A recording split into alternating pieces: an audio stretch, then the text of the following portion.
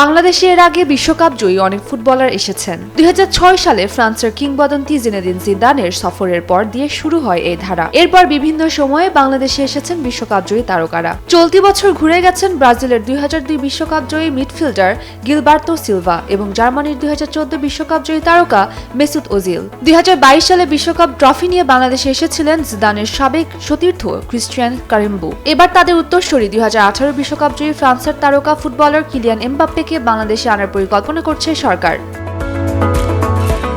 Prime ministers gold cup জাতীয় football প্রতিযোগিতাকে সামনে রেখে এমবাপ্পেকে দেশে আনার উদ্যোগ নেওয়া হয়েছে। সবকিছুর পরিকল্পনা মাফিক এগুলে টুর্নামেন্টের সমাপনী অনুষ্ঠানে রিয়াল মাদ্রিদ তারকাকে ঢাকায় দেখা যেতে পারে। সব মশার বিরুদ্ধে সুরক্ষা দিতে এলো বসুন্ধরা এক্সট্রিম অ্যারোসল, মশার বিরুদ্ধে এক্সট্রিম সুরক্ষা। সোমবার 3 আগস্ট সচিবালয়ের শিক্ষা মন্ত্রণালয়ের সম্মেলন কক্ষে স্টিয়ারিং কমিটির সভা শেষে সাংবাদিকদের এ তথ্য জানান স্থানীয় সরকার প্রতিমন্ত্রী মীর শাহে আলম। এই টুর্নামেন্টের মাধ্যমে দেশজুড়ে নতুন প্রতিভাবান ফুটবলার উঠে আসবে বলেও আশা প্রকাশ করেন তিনি।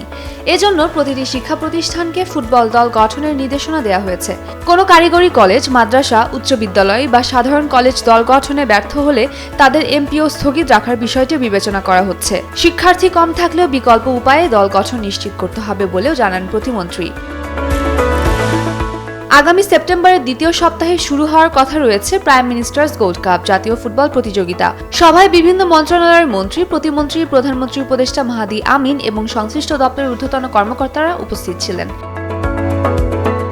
উম্মে রুম্মান ক্রান্তি, ডেইলি সান।